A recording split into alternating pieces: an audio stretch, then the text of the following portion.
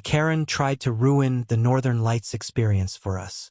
My wife and I were one of the fortunate people that got to see the Northern Lights where we live. I didn't fully plan on where we were going to view it, so we stopped by a small local park on the way home that offered decent views of the sky.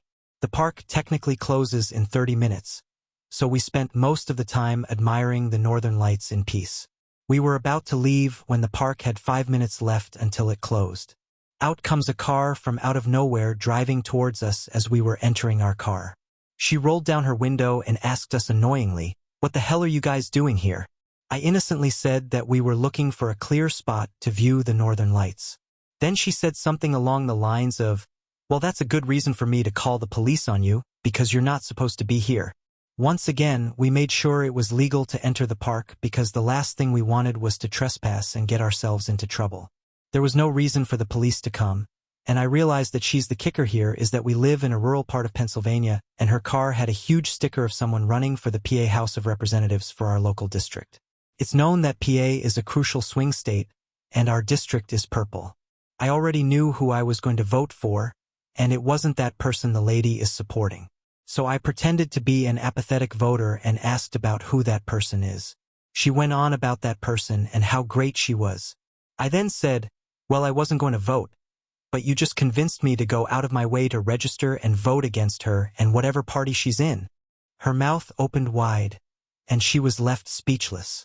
She then called me racial slurs and threw insults at me. I didn't bother to listen, but I said, "Democracy's a bitch, isn't it? Maybe you should mind your own business next time," while rolling up my window. As we left, I heard a noise that sounded like a popped tire as she kept driving. We were the only 2 cars there, and my tires are fine. If you're gonna steal the catalytics off my truck, you should have checked if they were actually functional first. Wasn't so funny when it was turn. Was a fun morning at the beginning of last week, starting up my truck and waking everyone up at 2:45 a.m. to learn someone swiped the hollowed-out cats. The idiots missed the neighbors' cameras that basically gave away who they were. It's 2 kids from the area who drive around in a pretty busted-up police Crown Vic. I chose not to call the cops. Instead, I called one of my friends who's code enforcement and let him know what my plan was, and he relayed the info to the police that I was finally going to do a nuisance tow on that same Crown Victoria. The car they drive isn't street legal as it has no license plates or insurance or working taillights and rattles like shit due to the trash sound system. They also spend their whole day at a chicken shack smoking. Not sure who they are getting money from, but I'm guessing stealing catalytics was part of the equation. When I spotted the car sitting on a quiet street, I called it in and got the go-ahead to tow. I took it straight to the police station and they tried to run a owner check with the VIN number only to find out it hadn't been registered since 2011 and the owner was someone other than the kids who sold them the car with no title because of all the back registration owed. The cops said we can go ahead and take it to the junkyard till they can get a black title, aka certificate of destruction. By then the 2 idiots were running around all over town looking for their car, thinking it got stolen by one of their friends as a prank. The key lock was so worn out you could start it with any car key.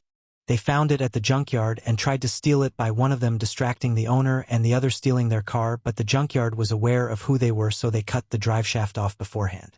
I missed out on this part, but they got arrested for trying to steal their car back, and they watched as the junkyard used a crane to rip the car to shreds. When I saw it, the remains looked like a toddler just ripped it to the bare frame out of curiosity. They've been out of jail since but haven't left their trailer. I did a drive-by earlier and noticed a beater Jeep Liberty in their driveway, also with no plates, and already working with the cops on taking that too if I see it out in a public, except I won't miss the show next time. Guy quit his job thinking he became rich. I work for a construction company and we do remodeling on homes. We have a rule here that we get to keep anything we find hidden behind the walls. We hired this guy, we really needed a worker badly, who was a total a-hole from day one. I've been working for this company for 5 years, and this guy has only been doing construction for 1 year after he got fired from his accounting job for getting a DUI. Anyways, he would always make fun of my clothes and my accent, and one day, he went too far by telling my boss about my private Instagram account pics. He got on my phone and looked through my Instagram page and showed my boss pictures of me smoking weed. Little did he know that my boss is my friend from 8 years when we used to smoke together before we both quit. I was so mad that he violated my privacy, then I made a plan to fuck him over. He was the kind of guy who would always come in late and complain that trains or traffic is why he was always late. One day I overheard him saying that if he won the lottery he would quit this job for not getting the respect he deserves. You have to earn your respect here.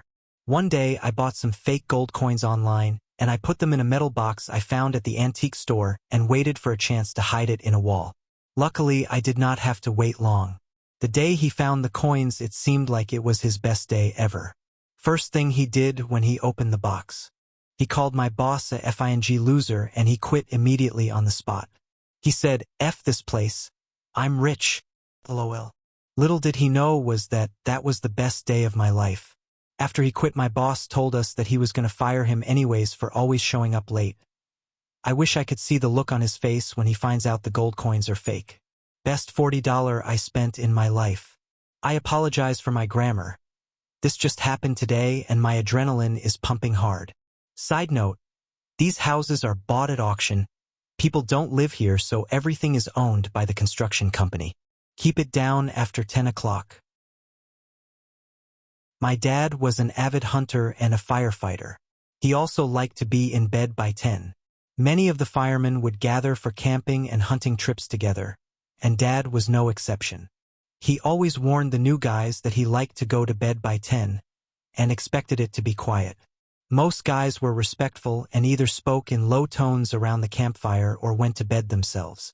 One year, a new firefighter went along and chose to ignore Dad's warning. Dad went to bed around 10, and new guy pulls out his ghetto blaster at 10:05 and cranks up the volume. Dad came out of his tent, walked up to the radio and put a round through it with his .357. He turned to new guy and said, "Send me a bill," and went back to bed. It was quiet every night after that.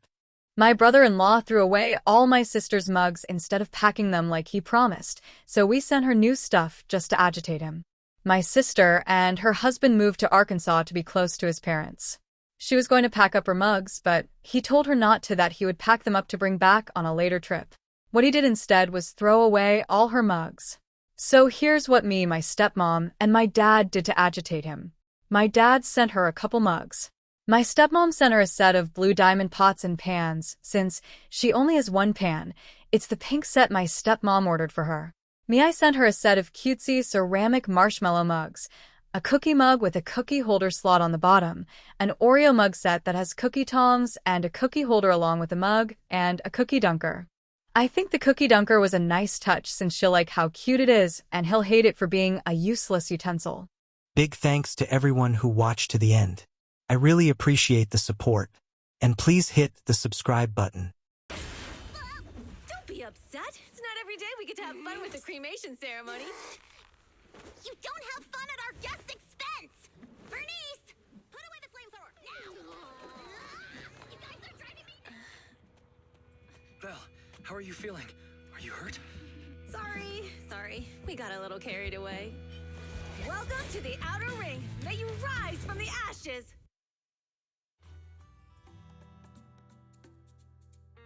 Ethan! Who would have thought you'd both end up here all because of an accident? Must have scared you back then, huh? Relax! You two and Billy are thick as thieves, so that makes us friends. Is that supposed to be a compliment? Time for a formal introduction. We're the Sons of Caledon, a biker gang from the Outer Ring. I'm the current boss, Caesar. Billy should have already told you why we invited you. The Sons of Caledon need a favor from you. As for Perlman, his airship crashed here in the Outer Ring during landing. He's lucky to be alive, but he's badly injured and hasn't woken up yet. What? You mean you have Perlman? Yeah. Wait, didn't Lucy tell you? Don't worry. We'll make sure he heals up. And once he's awake, we'll hand him over to you. Wait. Caesar, are you stupid? Negotiations haven't even started, and you already handed over such an important bargaining chip? Negotiations? Bargaining chip? Lucy, again with the pettiness. This kind of manipulation and leveraging? That's not very overlordy. Easy for you to say. I worked my butt off to keep this info under wraps just for today. If we can't strike a deal with Phaethon, where do you expect me to find a reliable proxy for the Tour d'Inferno? The Tour d'Inferno is our business. I never planned to count on anyone else. Don't worry, Proxy. You coming to the Outer Ring is a sign of respect. Even if you don't agree to help us, I won't go back on my word about Proman. Caesar, we appreciate your kindness. But as they say, no work, no reward. Wise is right. Actually, we only came today hoping to get a bit of information on Proman. We could never have expected what you're offering. Since you've been so honest with us, we'll do everything we can to help you. Straight to the point! I like it! Can you relax a little now, Lucy? Thanks, Phaethon. Your willingness to help will be huge for us. So you need a proxy for this Tour d'Inferno you mentioned, right? What is it? The Tour d'Inferno is the biggest event in the old oil field. Only the strongest squads of bikers can compete. It's a test in the hollows to find out who's the best. Caesar, there's no way they'll get it when you put it like that. Let me explain. Simply put, the Tour d'Inferno is an off-road motorbike race that crosses through a hollow. Only 2 teams compete, and the rules are simple. The first team to cross the hollow, reach the finish point at Cinderglow Lake, and throw a spark stone into the lake, wins. I never knew you held such dangerous races here in the Outer Ring. Proxy, holding the Tour d'Inferno isn't just for the thrill of it. It's also a way to regularly ensure the safety of our oil resources in the form of a race. After all, oil is the lifeblood of the old oil field. Naturally, for us biker gangs, the Tour d'Inferno also serves another purpose.